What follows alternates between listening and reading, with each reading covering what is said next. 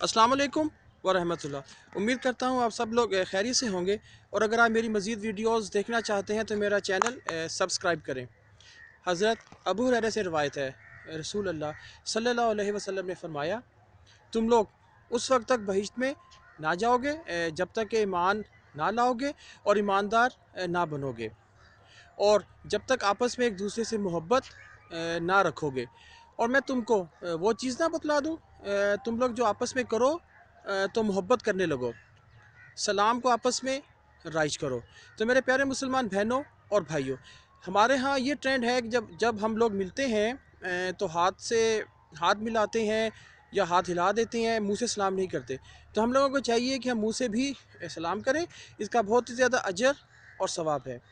اسی طرح حضرت عبداللہ بن عمر سے روایت ہے، انہوں نے رسول اللہ صلی اللہ علیہ وسلم سے سنا، آپ صلی اللہ علیہ وسلم نے فرمایا، قیامت والے دن ہر دغا باز کے لیے ایک جھنڈا ہوگا جو اس کی دغا بازی کی علامت کے طور پر اس کے پیچھے گاڑ دیا جائے گا۔